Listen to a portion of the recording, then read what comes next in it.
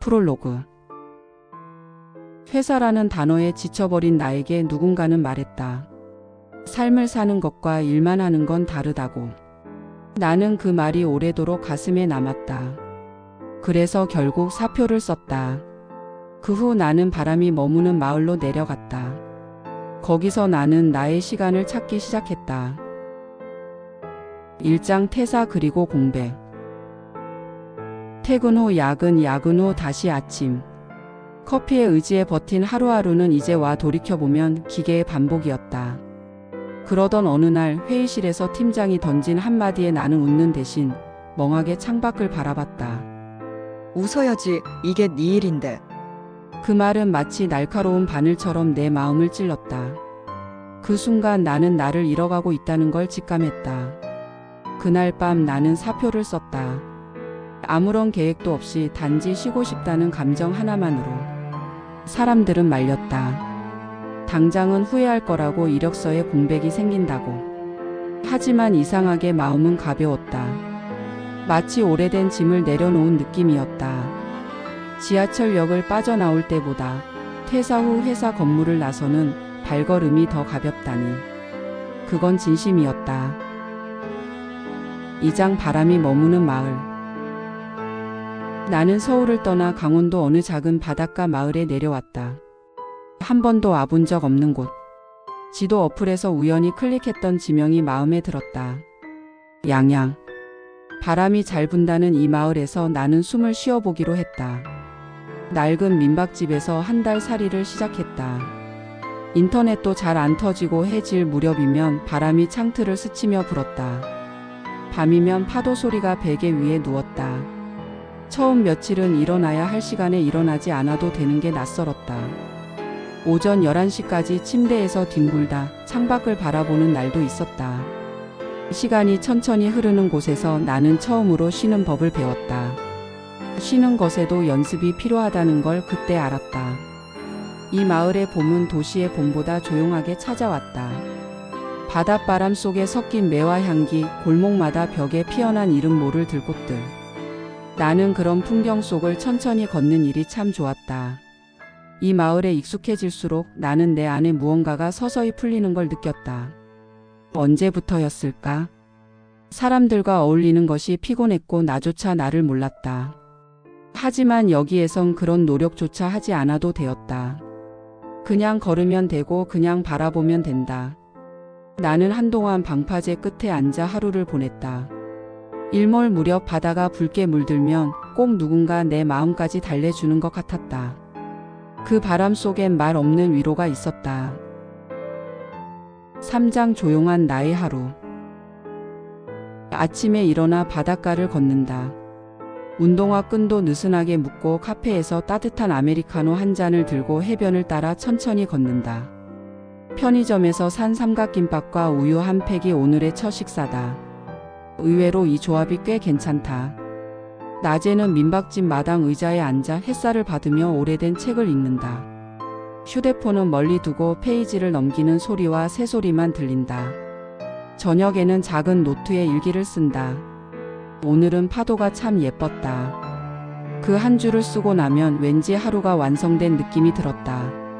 어디에도 제출하지 않을 일기지만 그 안에 내가 살아있었다. 가끔은 아무것도 하지 않는 날도 있었다. 멍하니 천장을 바라보다가 잠이 들기도 하고 갑자기 불쑥 눈물이 쏟아지는 날도 있었다. 그러나 그런 날들마저 내 것이란 사실이 따뜻하게 느껴졌다. 책장 한쪽에는 오래된 노트북과 여행을 다닐 때마다 모아온 입장권, 그리고 내가 만든 작은 수첩이 놓여 있었다. 그 수첩 속엔 하루하루 작은 기록들이 있었다. 고양이와 눈 마주침. 오늘의 첫 웃음. 혼자 먹은 김치찌개의 짠맛. 그래도 좋았다. 내 하루가 단순했지만 비로소 살아있다는 실감이 들었다. 일이 없어서 비로소 나를 느낄 수 있었다. 어느 날은 마당에 핀 민들레를 따라 그림을 그리기도 했다. 색연필을 꺼내 쓱쓱 문질러 색을 입혔을 뿐인데 이상하게 그 시간이 좋았다. 아무 목적도 없고 누구의 평가도 받지 않는 시간. 그게 이렇게 소중할 줄 몰랐다. 4장 작은 만남들. 마을 사람들과도 조금씩 인사를 나누게 되었다. 매일 마주치는 카페 사장님, 아침마다 길고양이 밥을 주는 아주머니, 그리고 혼자 낚시를 하던 할아버지. 그들은 내게 아무것도 강요하지 않았다. 그저 존재해주는 사람들. 사장님은 말없이 따뜻한 커피를 내어주고 아주머니는 날 볼 때마다 조금 더 머물러요라고 했다.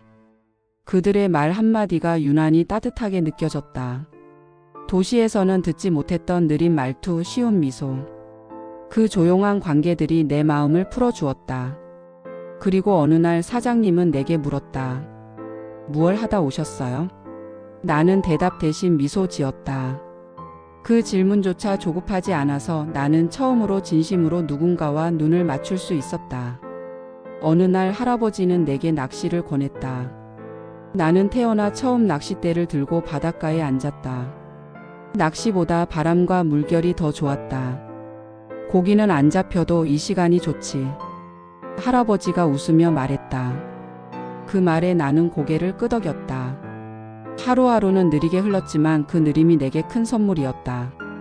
세상과 거리를 두고 바라보는 이 감각이야말로 삶의 여백 같았다. 5장 1의 의미, 삶의 균형. 어느 날 노트북을 펴고 예전 회사에서 하던 글을 써봤다.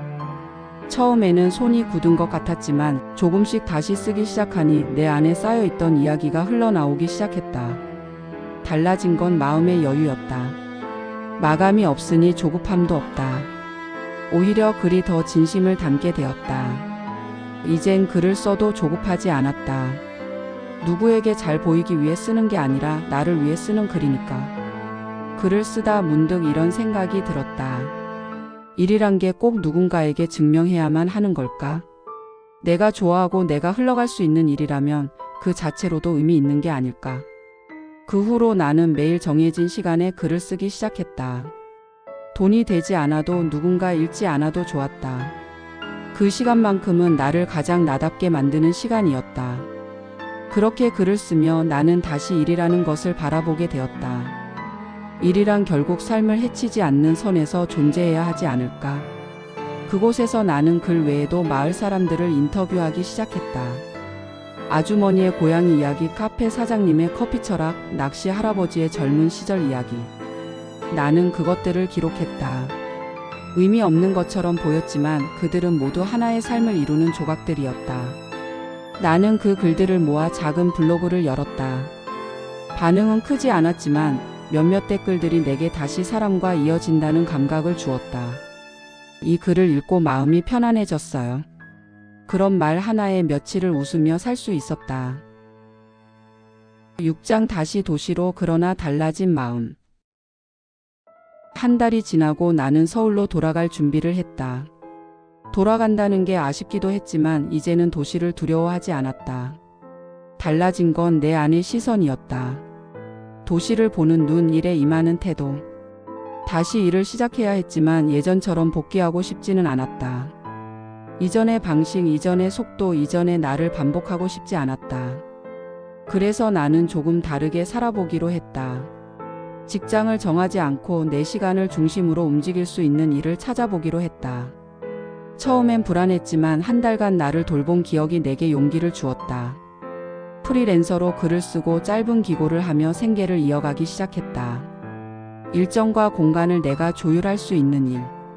덜 벌더라도 더 살 수 있는 삶. 그게 나에게는 중요한 기준이었다. 그렇다고 모든 게 쉬운 건 아니었다. 가끔은 불안했다. 돈, 미래, 관계. 그러나 그 불안의 정체를 알고 있다는 것만으로도 나는 예전보다 훨씬 자유로웠다. 지금의 나는 자주 마을 사람들에게 편지를 쓴다. 사장님께는 커피 원두를, 할아버지에겐 서울 낚시장 구경 사진을, 아주머니께는 마트에서 산 고양이 장난감을 보내기도 한다. 그렇게 멀어졌지만 이어져 있다. 삶은 연결이 아니라 느슨한 유대 속에서 피어나는 것임을 알게 됐다. 에필로그. 바람은 다시 천천히. 서울로 돌아온 지 몇 달이 지났다. 다시 익숙한 거리, 바쁜 사람들, 촘촘한 시간표 속에 서 있지만 나는 예전과는 다른 마음으로 하루를 살아가고 있다. 가끔 일 사이 커피를 내리며 문득 그 마을을 떠올린다. 창틀 사이로 스며들던 바람, 방파제 끝에 앉아 듣던 파도 소리, 아무 말 없이 마주 앉던 사람들. 그곳에서 나는 멈추는 법을 배웠다. 쉬는 것이 게으름이 아니라 다시 걸어가기 위한 숨고르기라는 것을. 책상 위에는 아직도 그 마을에서 주운 조약돌이 놓여 있다. 손바닥만한 그 돌은 무심하게도 내 일상을 지켜주는 부적처럼 자리하고 있다. 나는 여전히 일하고 가끔은 지치고 가끔은 무너진다. 하지만 이제는 아는 것이다. 마모되었을 땐 멈추면 된다는 걸. 다시 숨 고르고 다시 걸어가면 된다는 걸. 언젠가 또 그 마을을 찾게 된다면 나는 조용히 속삭일 것이다. 다녀왔어요. 나 또 숨 좀 고르러 왔어요. 그리고 나 다시 살아보려 해요. 바람은 여전히 천천히 나를 기다리고 있을 것이다.